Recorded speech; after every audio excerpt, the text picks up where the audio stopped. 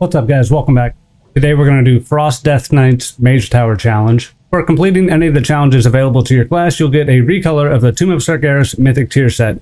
Frost got reworked a little bit in the most recent patch. It doesn't change too much on this challenge, but we do have a new talent tree linked in the description below, of course. This fight has two phases. The first phase is fighting Xylem by himself. He will pepper you with frost bolts. On a timer, he'll stun you and drop you into an icicle prison. You'll need to damage down the icicles in front of you. Just running into them will kill your character. You can death grip him back over once you're done with that. And destroying the icicles does proc a free empowered death strike, so you can get pretty spammy with that as you make your way out. Once you get out of that prison, you're just going to death grip the boss to you instead of having to run all the way across the arena. Everything he does on this fight is on a timer, and after he does one of his teleports, he will draw power from the focusing iris here. When he starts drawing power, you need to stun him, interrupt him, or grip him to stop it. Each stack increases his damage done by 10%. He'll also do a multi-arcane barrage where he becomes stationary. These will likely one-shot you. For the intermission, he's going to teleport across the arena. There is a longer, more convoluted way of progressing across the board by defeating clones and getting in the safety bubbles, which regen your health and protect you from the incoming damage. But as a Death Knight, you're just going to hit Death Advance and Anti-Magic Shell and just run straight across the arena. So you'll be crossing through one or two of the beams. And if you're playing Rider of the Apocalypse, which I highly recommend, you'll be over there in no time flat.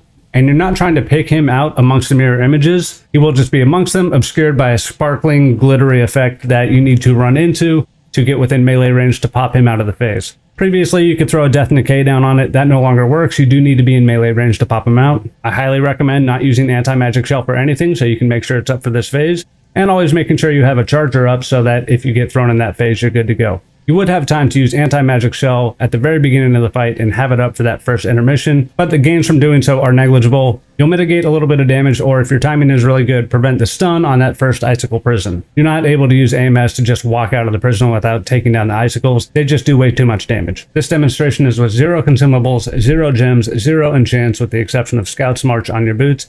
And if you do have the current tier set, it is apparently not shut off in this challenge. Blizz is a little inconsistent here. In the first tier, we could use our tier set. In the second tier, we couldn't use either, but the current tier set is active. I'm going to be taking that off now, but certainly recommend you use it if you have it. If you want to overpower the heck out of this challenge, you should be using Crystalline Radiance on your chest and a Stormbound armor kit on your legs. Combined, these will give you over 200 extra main stat, which is more than 50% of your baseline, and more than 100 additional stamina, which is like 1500 health. You can also severely increase your self-sustain by using Chant of Leeching Fangs on your cloak and Chant of Armored Leech on your bracers. Combined, these will give you over 11% additional leech. Combine that with a 3% from your class tree and you'll have no problem staying alive, with the potential exception of the Ice Prison phase if you don't get out of it quick enough. Additionally, you can use 2 embellishments and a trinket to get over 70 additional versatility. Blizzard has still not fully fixed this. The weapon embellishment Darkmoon Sigil Symbiosis, the Writhing Armor Banding, which doubles any Nerubian embellishment, and the Darkmoon Deck Symbiosis, if all equipped, will give you 70% additional versatility at 5 stacks of the buff. And if you're looking for the best consumables, that's going to be the Greater Flask of the Undertow, the Superior Battle Potion of Strength, Borealis Blood Sausage, and any older augment runes. That said, none of that is required, as I'm going to demonstrate in this challenge. You can do a lot to mitigate the damage in phase 1 just by interrupting the boss, stunning the boss, and gripping the boss, though I would make sure to have a grip available for when he stuns and dumps you and teleports to the opposite end of the arena, so you don't have to run all the way around. And there's always Death Pack, Death Strike, Player Potions, stuff like that. In phase 2, the boss will teleport to the east side and summon a giant void elemental terror thing. This is just a single target burn. The boss will be constantly dropping area of denial that grows out from under him, so you may need to periodically grip him towards the edge of it as you back up while DPSing him. 30 seconds into that phase, he'll channel a seed into the player. You need to run this out a good distance away from the boss. Some ads will spawn from you. You need to slow them and DPS them down before they reach the boss, or they'll heal him. The ads spawn every minute after the first set. If you're bringing drums to this fight, use it right after you pull that second boss to the perimeter. There is downtime between phase 1 and phase 2 if you want to swap specs. This was very useful in the past. It's not something I'd really recommend doing at this point. And of course, I'm going to walk us through both fights as I do it to give you a good idea of how to handle it on your own. And before I get started, make sure to sub to the channel, like the video, check out the description below for any Season 3 Mage Tower and Kaiveza spec guides that we've done. I'm going to be updating all of our Season 3 videos with all of our Season 3 guides so you can find them on any given video. And if you want to go a little further to support the channel, you can check out the join button below for channel membership options. Let's get going. The first stun and dump is about 8 seconds into the fight, but I'm not using timers here, so I'm not too worried about that. Here we go.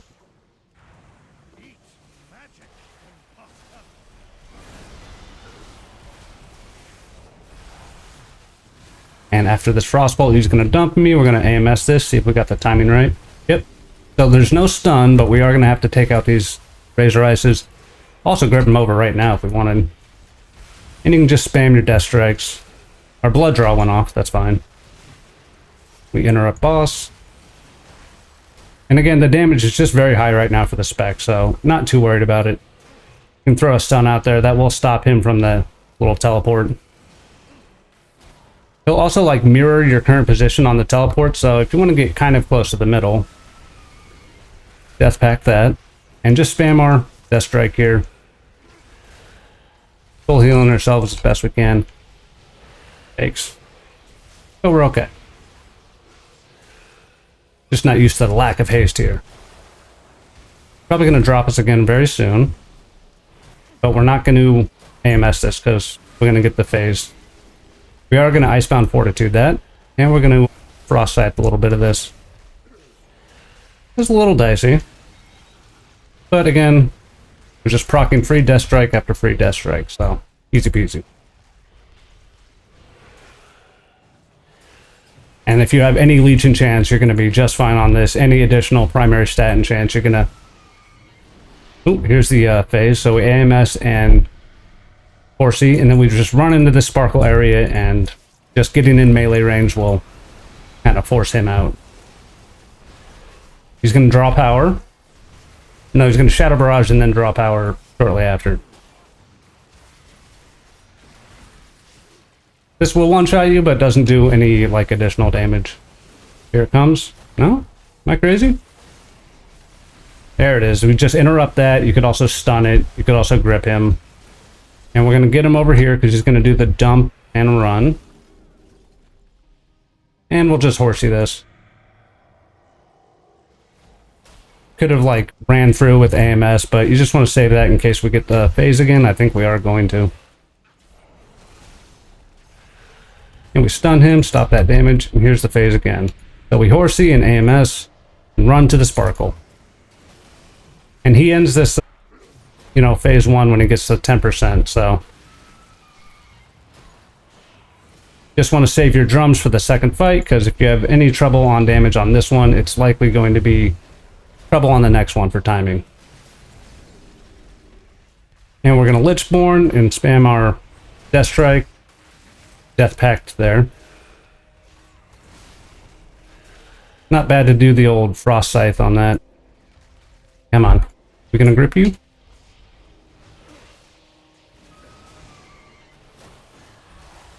And one more big crit should do it. We kick you, and there we go. That's phase. So it can be a little dicey, but again, just 2 Leech enchants will make that quite a bit easier. And just making sure you're using, like, a defensive... Oh, nice, we're on the correct side. It was east. And just making sure you're using the defensive when he drops you. It's not east! So he's going to summon this dude. If you have drums, you would use it here. We're going to grip him over immediately, and then just bust him up. Come on. Come on.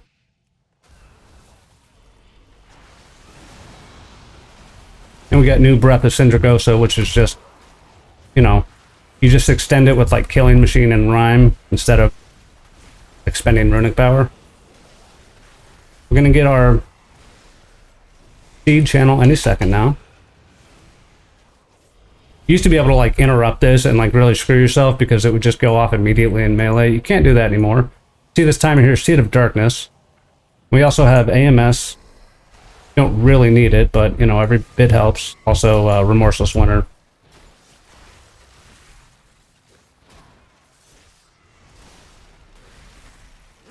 And watch this. You can grip one, grip the other, stun that guy. AMS it. Got him. And then, you know, the Death Grip resets, right? Through the talent. So, you know. We didn't take Grip of the Dead. We probably should have done that. I would recommend taking Grip of the Dead for the second fight. I thought I did. Did not. But we have a good amount of damage we can put into the boss here at either a minute or 90 seconds. We'll find out soon enough.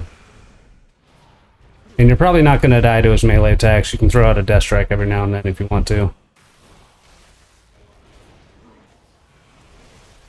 Looks like it's 60 seconds. Alright, so we're not going to waste a rune on Death and Decay. We do have Sindragosa's Breath here. So we're going to stun him. Get a little bit closer and you can like stun the boss too, but it's not the biggest deal in the world. And you can even like save cooldowns. We're going to pull him back here just a little bit. For that phase, you know, your Pillar of Frost will be up for every set of ads if you save it. You determine yourself if you want to do that. The fight goes a good bit quicker, so you're not going to be like wasting 8 minutes in phase 1 just to get here and find out how bad your damage is.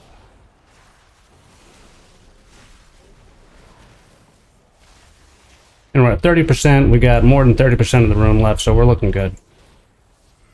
You could also stun him and maybe buy yourself a little bit of phase time in this phase. But he's going to seed again real quick. We're going to save our pillar for it. Throw out another Soul Reaper.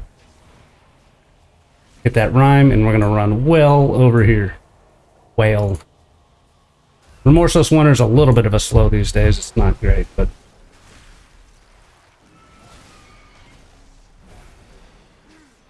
And, you know, Chains of Ice if you want, but again, that's a resource. You might as well just throw it into damage. So this phase is going a little bit, taking a little bit longer than I wanted it to, but we're going to be fine. We're going to have Breath and Dragon. What's Dragon Hold? Frostworm's Fury. I'm going to have plenty of time here. Still getting used to that new Empowered Rune weapon. Very cool. And that's how you do it. So again, that's with a big lag spike. And that's with no additional power through gems, enchants, embellishments, or consumables. If you add any amount of those, you're going to have a much easier time. You probably already have Crystalline Radiance on your chest and a Stormbound armor kit on your legs. You probably also already have Leech on your cloak and bracers. Don't feel like you need to add the embellishment, but if you do, add the trinket with it. You're going to have 70% versatility for the majority of both of those encounters. And you're just going to be a little bit more comfortable with the damage intake, and you're also going to be putting out a lot more damage. Upon completion, you will get the somewhat okay looking Mythic Tomb of Sargeras Death Knight tier set recolor. And of course, progress to your Soaring Spelltome mount, which requires completion of each one of the unique Mage Tower challenges. You can check out the Rep Paladin guide for the Halls of Valor challenge we put out earlier this week, and I'll be linking additional Mage Tower fights in each description as I put them out. But that's Frost Death Knight. If this video helped you at all, leave a like on the video, please. Let me know in the comments what Mage Tower or Kaiveza fight you want to see next. Certainly hit me up with any questions you have about this video. Subscribe to the channel to stay in the loop for those videos as they come out. Check out channel membership options by hitting the join button below. Thanks for watching. I hope you have a great rest of your day or evening. Peace.